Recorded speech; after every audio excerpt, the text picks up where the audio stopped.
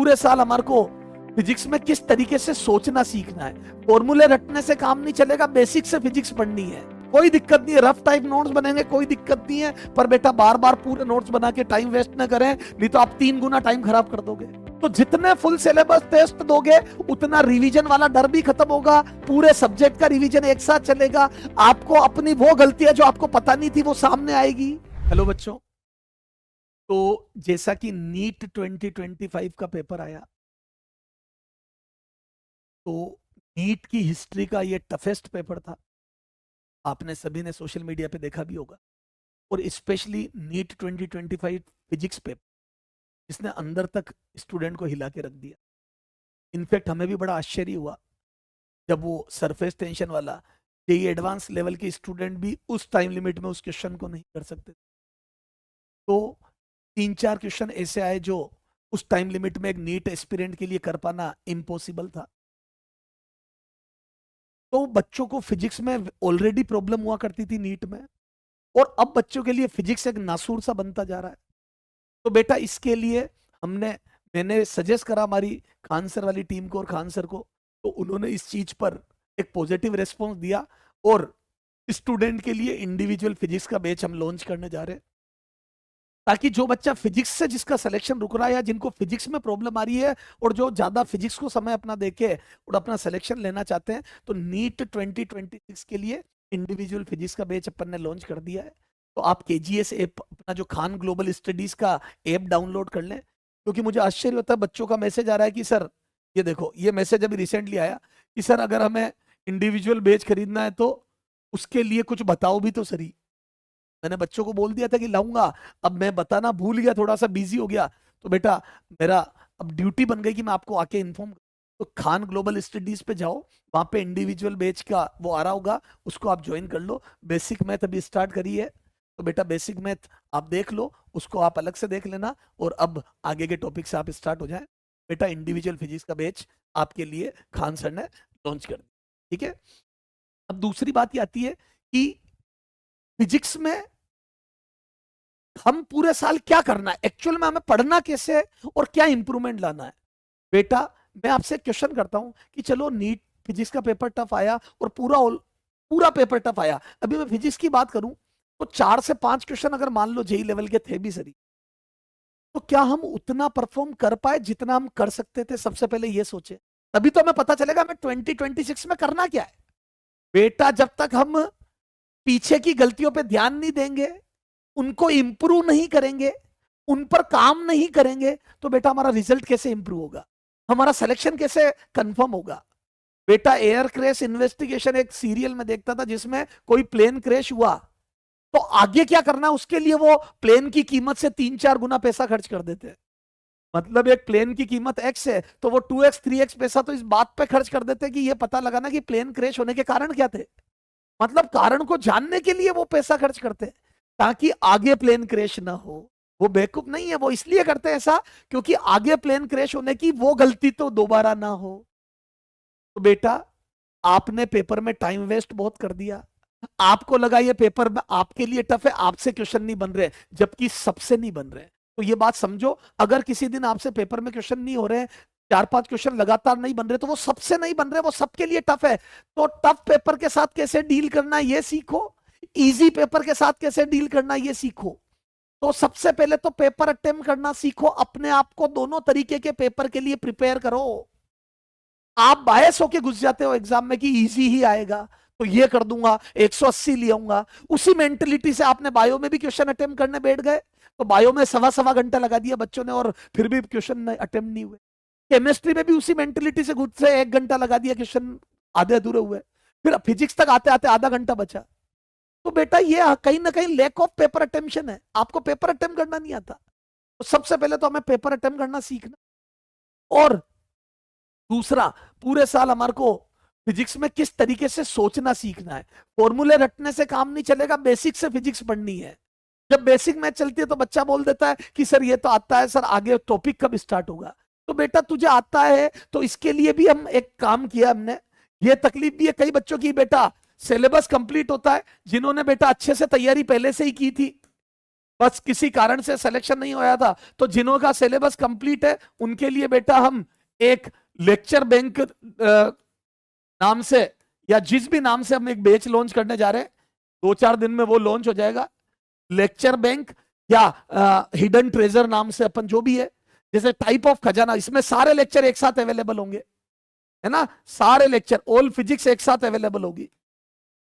तो जिन बच्चों ने पहले ढंग से कर दिया, जिनको कुछ आता है और जहां पर कमी है, तो बेटा आप अपनी कमी पहचाने, वीक टॉपिक और वीक चैप्टर को सेलेक्ट करें। सबसे पहले लिस्ट बनाए, लिस्ट बनाओ, लिस्ट ऑफ वीक चैप्टर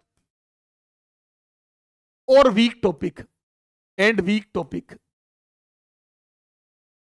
और बेटा उसको फिर आप अपने हिसाब से अपना वो सेट करके उस ऑल फिजिक्स में से पढ़ लें, ऑल फिजिक्स लेक्चर एक साथ। तो इसमें से आप अपने हिसाब से सेलेक्टिव स्टडी करें। लेकिन बेटा इसमें आप कट्टी पतंग की तरह चलते हो, तो कई बार आप है ना उलझ के रह जाते हो, पता पड़ा एक तरफ टाइम दिया तो बायो छूट गई, केमिस्ट्री छूट गई। तो बेटा सिस्टम जरूर फॉलो करें, जो भी सिस्टम आप फॉलो कर रहे हैं, तो बेटा सिस्टम फॉलो करें। बस जो आपका पढ़ाया हुआ चल रहा है सिस्टम फॉलो करें,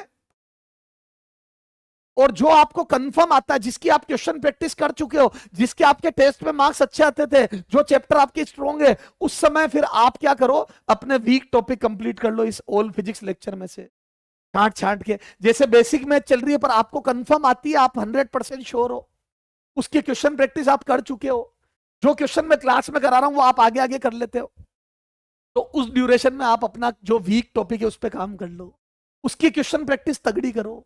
ठीक है, अच्छा नोट्स बार बार ना बनाए, एक तो इससे बचे हैं, तो नोट्स बार बार ना बनाए, टाइम वेस्ट बार बार बनाकर टाइम वेस्ट ना करें। ठीक है, तो सर फिर क्या करें, वही नोट्स काम ले ना करें।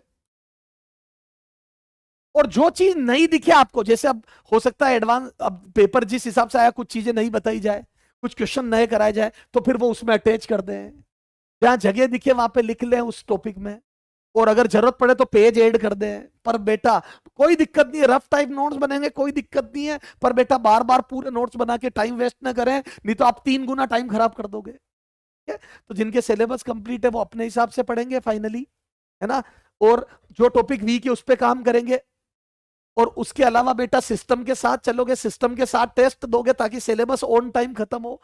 इनफैक्ट कुछ टॉपिक पहले कर लोगे तो थोड़ा पहले खत्म हो जाएगा। और बेटा जिनका सिलेबस कंप्लीट है वो फुल सिलेबस टेस्ट जरूर दें। बेटा सिस्टम के साथ तो टेस्ट दें, उसके अलावा फुल सिलेबस टेस्ट दें। इनफैक्ट टेस्ट दें बेटा 2 to 3 per month they, 2 to 3 per month. कब तक, दिसंबर तक, दिसंबर तक तो 2 से 3 दें, और उसके बाद जब सिलेबस आपका सिस्टम के साथ कंप्लीट कर लो आप, है ना, थोड़ा सा पहले भी चलोगे आप, तो उसके बाद बेटा आप जनवरी से, है ना, फरवरी जनवरी से, मतलब आप 7 से 8 टू टेस्ट पर वीक, यानी कि 7 से 8, 7 to 8 test per month they.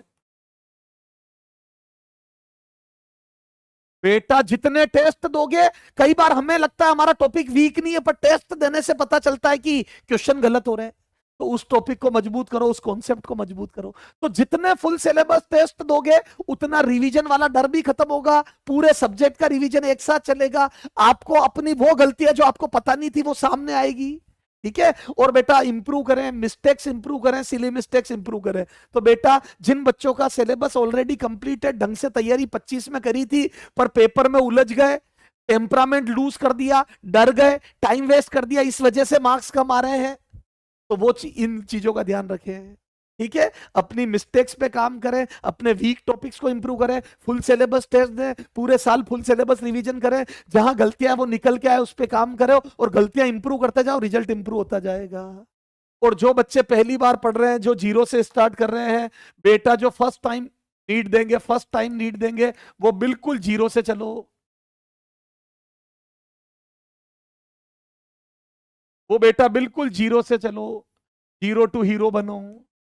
Regular class low, regular class लो, है ना, डीपीपी रेगुलर करें, डीपीपी ऑन टाइम करें। टेस्ट दें, चाहे मार्क्स कम आए ज्यादा, टेस्ट ना छोड़ें। नहीं तो गलतियों पे काम कैसे करोगे? जैसे इनको देखो, मैं कितने टेस्ट देने के लिए बोल रहा हूं, है इनको कितने टेस्ट देने के लिए बोल रहा हूं। तो बेटा आप कम से कम अपने सिस्टम वाले टेस्ट तो दो सारे, फिर तुम दिसंबर के बाद फुल, जनवरी के बाद फुल सिलेबस टेस्ट देना चालू कर देना। तो टेस्ट ना छोड़ें बेटा, और टॉपिक के वेटेज के हिसाब से स्मार्टली वर्क करें, स्मार्टली वर्क करें, जैसा देश वर्क करें। सर कैसे? जैसे बेसिक मैथ है तो बेटा उसकी क्लास नोट्स और डीपीपी बहुत है, क्लास नोट्स कर लिया और डीपीपी कर ली बहुत है, तो इसका इतना ही है ना। वेटेज के हिसाब से, टॉपिक के वेटेज के हिसाब से ट्रीट करो, के हिसाब से ट्रीट करें। तो समझ नहीं आया?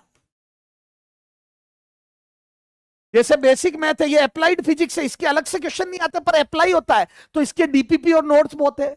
अब आप बात करो एनएलएम की, रोटेशन की, न्यूक्लियाई की, एटम की, डुअल नेचर की, सेमीकंडक्टर की,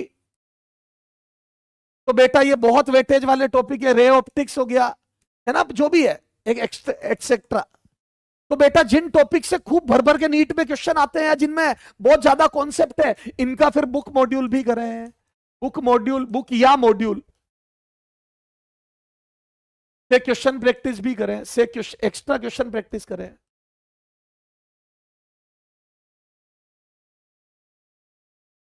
समझ गए? तो बेटा बुक मॉड्यूल से और क्वेश्चन प्रैक्टिस करें, क्योंकि इनमें आपको और ज्यादा मेहनत की जरूरत है, क्योंकि इनमें वैरायटी बहुत है। तो बेटा रेगुलर क्लास लेंगे, रेगुलर डीपीपी करेंगे, क्लास नोट्स के क्वेश्चन करेंगे। नोट्स बेटा क्लास में बनाने की कोशिश करो, थोड़े थोड़े छोड़ छोड़ के, जैसे जर्नलिस्ट काम करता है, फास्ट फास्ट नोट्स बनाओ, ज्यादा राइटिंग जमाने की कोशिश मत करो, है ना। जीरो से रेगुलर क्लास लोगे, टेस्ट मत छोड़ो एक भी, टेस्ट ही इंप्रूव कराएगा, गलतियों पे काम करवाएगा, और जनवरी के बाद आप फुल सिलेबस टेस्ट देना चालू करोगे, ठीक है, स्मार्टली वर्क करोगे, ठीक है ना। तो टॉपिक के वेटेज के हिसाब से सब में ना तो बुक करनी है और ना सब में बुक छोड़नी है बेटा। डीपीपी और क्लास नोट्स के क्वेश्चन तो सारे टॉपिक में करने हैं, और जो वेटेज वाले टॉपिक है उनके बुक मॉड्यूल में से कुछ एक करना है। आपको बुक में क्वेश्चन अच्छे लगते हैं, बुक के कर लो मॉड्यूल। और बेटा पीवाईक्यू तो करने ही करने हैं, 35 ईयर के पीवाईक्यू, 35-37 ईयर के पीवाईक्यू जरूर करने हैं, ठीक है। तो बेटा इस तरीके से काम होगी। और बेटा इस साल अपन एक एक्स्ट्रा डीपीपी करेंगे, extra high level question DPP, क्योंकि नीट 25 के हिसाब से क्वेश्चन डीपीपी करेंगे, जिसमें थोड़े से नीट से अबव लेवल के, 1 लेवल अप क्वेश्चन होंगे, 1 level up from NEET, NEET से 1 लेवल अप। ओके, तो ये चीज अपन एक्स्ट्रा करेंगे, नीट से 1 लेवल अप वाले क्वेश्चन होंगे, जो आपको सोचना सिखाएंगे। तो सोचना सीखे फिजिक्स में, तो बेटा अपने को सोचना सीखना है फिजिक्स में, ठीक है। तो इस तरीके से पूरे साल काम होगा, और पेपर अटेम्प्ट करना आप जरूर सीखेंगे, how to attempt paper, easy question छांटना सीखेंगे, हाउ टू अटेम्प्ट पेपर। इसका वीडियो मैंने बना के भी डाला हुआ था, पर बच्चों ने ध्यान नहीं दिया, उनको तो मोटिवेशनल वीडियो ज्यादा देखने होते हैं, पढ़ाई वाले नहीं।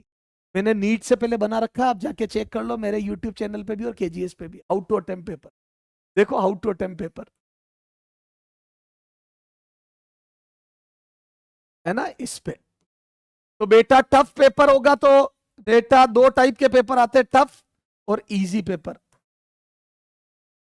इजी में बेटा आपको एक्यूरेसी ज्यादा चाहिए सेलेक्ट होने के लिए, क्योंकि सबके लिए इजी होता है, जो टफ है वो सबके लिए टफ है, तो इसमें बेटा इजी क्वेश्चन छांट के करने वाला सेलेक्ट होता है, जैसे इस साल हुआ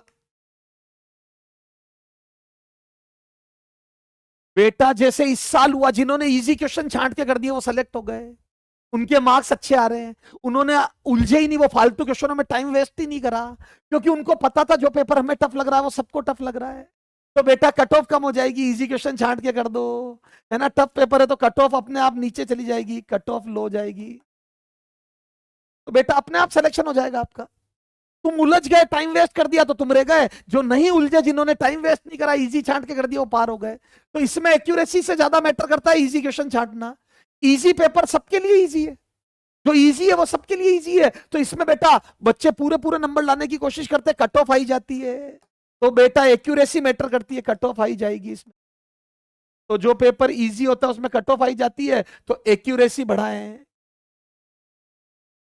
सिली मिस्टेक ना करें।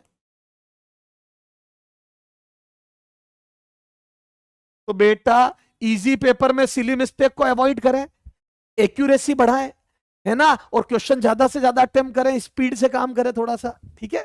चलो, तो मैं उम्मीद करता हूं बेटा आपको सारी बात समझ में आ गई। तो इंडिविजुअल बैच के लिए आप केजीएस ऐप डाउनलोड कर लो, है ना, खान ग्लोबल स्टडीज, और उससे कर लो, ठीक है। धन्यवाद, थैंक यू बेटा। मैं उम्मीद करता हूं आपको सारी इंफॉर्मेशन मिल गई। तो खान ग्लोबल स्टडीज ऐप पर आपको सारी और बाकी की इंफॉर्मेशन मिल जाएगी। धन्यवाद, bye bye, best of luck.